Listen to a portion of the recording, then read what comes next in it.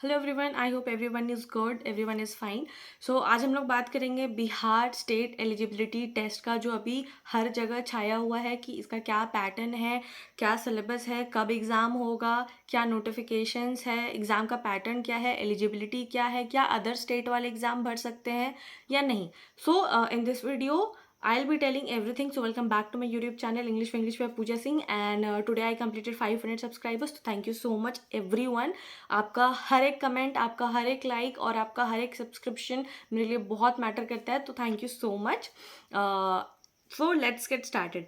सो बिहार, अगर हम बिहार के बारे में बात करते हैं तो बिहार यूपी और महाराष्ट्र के बाद थर्ड लार्जेस्ट ऐसा स्टेट है जहाँ पे यूथ का संख्या बहुत ज़्यादा है, ठीक है। और बिहार ने इसी चीज़ को मद्देनज़र में रखते हुए अगर हम बात करें, सो दे हैव अनाउंस्ड कि अभी उन्होंने एक एग्ज़ाम लेना है जो कि असिस्टेंट प्रोफेसर का होगा, लेक्चररशिप के लिए होगा, ठीक है। So even if you don't clear your net examination, UGC net examination, वैसा हो ना, भगवान ना करे कि आपका नेट ना क्लियर हो, आपका नेट क्लियर हो फॉर श्योर। बट अगर एक दो मार्क्स के लिए अगर आप रह जाते हैं तो आप Bihar state level UGC Bihar state eligibility test का एग्ज़ाम आप दे सकते हैं। और ये बहुत अच्छा चांस है। क्यों अच्छा चांस है? क्योंकि आपको बिहार में असिस्टेंट प्रोफेसर का जॉब मिल जाएगा। और क्यों ऐसा मिल जाएगा? So I have the list of all the university, because Bihar में 20 स्टेट यूनिवर्सिटीज़ हैं, 4 सेंट्रल यूनिवर्सिटी है, 8 institute of national importance universities है, 1 डीम्ड यूनिवर्सिटी है, 7 प्राइवेट यूनिवर्सिटीज़ है, 50+ इंजीनियरिंग कॉलेजेस यूनिवर्सिटी है, 447 government colleges are there in Bihar, plus 507 private colleges are there. So if you are eligible for Bihar state eligibility test, अगर आप इस exam निकाल लेते हो, इसका एग्ज़ाम क्लियर कर लेते हो, तो ऑल ओवर बिहार आप असिस्टेंट प्रोफेसर बन सकते हो। और ये बहुत ही गोल्डन अपॉर्चुनिटी है जो असिस्टेंट प्रोफेसर का परमानेंट जॉब के लिए आप अप्लाई कर सकते हैं। सो थोड़ा सा हम लोग डिस्कस कर लेंगे अबाउट एग्ज़ाम पैटर्न और एग्ज़ाम लेवल। तो सबसे पहले तो इसके नाम को लेकर थोड़ा सा कन्फ्यूजन हो रहा है। कोई बोल रहा है BET, that is Bihar eligibility test. कोई बोल रहा है Bihar state eligibility test, that is BSET। कोई बोल रहा है BSLET। सो तीनों एक ही एग्ज़ाम का बात है।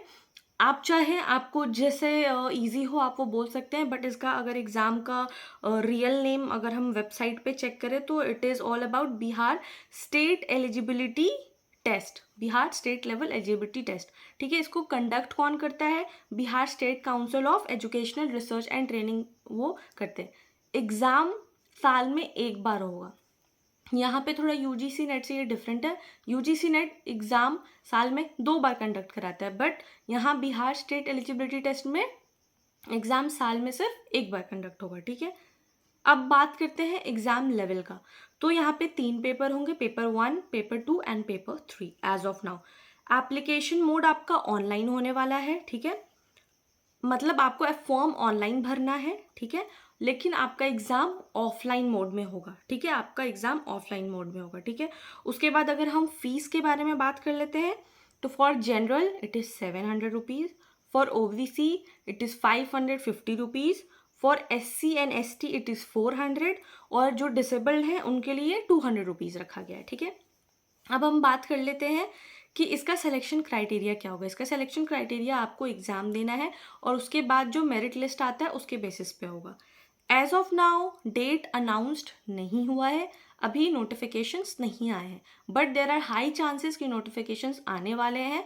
सो stay updated, stay tuned for more details. I will be the first person to tell you all about जो भी नोटिफिकेशंस आते हैं, मैं उसको बता दूंगी। एंड अगर आप देखेंगे तो जो पेपर का पैटर्न है, पेपर 1 कितने टाइम का होगा? 1 आवर एंड 15 मिनट्स। पेपर 2 भी होगा 1 आवर एंड 15 मिनट्स, लेकिन जो पेपर 3 होगा वो होगा 2 आवर्स एंड 30 मिनट्स। तो इन टोटल 5 घंटा आपका एग्ज़ाम चलने वाला है। सो उस दिन आपको पूरा बहुत अच्छे से प्रिपेयर होना पड़ेगा क्योंकि 5 आवर आपको एग्जामिनेशन के लिए देना है। Plus UGC NET back in date back date में यूजीसी नेट भी सेम पैटर्न में एग्ज़ाम लेता था। लाइक वो भी paper wise, paper 1, paper 2, paper 3 ऐसे करके लेता था। पेपर 1 जो पेपर 1 होता है एज़ यूजुअल, और पेपर 2 जो आपका कंसर्न सब्जेक्ट होता था, उसका दो पेपर होता था, एक एमसीक्यू टाइप और एक लिखने वाला। सो येस, अभी वो शायद यूजीसी नेट के पैटर्न को फॉलो कर रहे हैं बिहार स्टेट एलिजिबिलिटी टेस्ट के। तो दिस इज़ द थिंग, अभी लैंग्वेज इंग्लिश और हिंदी है, और सबसे अच्छी बात है कि ये 29 सब्जेक्ट्स है इसमें। So those who are interested, please kindly stay updated, और आप बिल्कुल पढ़ाई अपनी शुरू कर दीजिए, ताकि आपका अगर सब कंसर्न सब्जेक्ट है तो वो आप फॉर्म भर सके उसके लिए, और अपना एग्जामिनेशन का प्रिपरेशन कर सकें। और अगर आप सैलरी का बात करते हैं तो salary, starting salary will be 58,000 rupees, और जैसे ही 8th पे कमीशन लग जाएगा तो salary will be doubled as a literally 8th pay commission मिलने वाला है, तो आपका HRA, DA और बहुत सारा अलाउंसेस उसमें इंक्लूड रहेगा। So yes, this is a good amount. Will be talking about the eligibility. Eligibility क्या है, सबसे ज़्यादा इंपॉर्टेंट। अगर आप जनरल हैं तो आपका पोस्ट ग्रेजुएशन में सिर्फ 55% मार्क्स इज़ रिक्वायर्ड। अगर आप SC, ST, OBC, PWD या फीमेल हैं तो आपका 50% होना चाहिए PG में।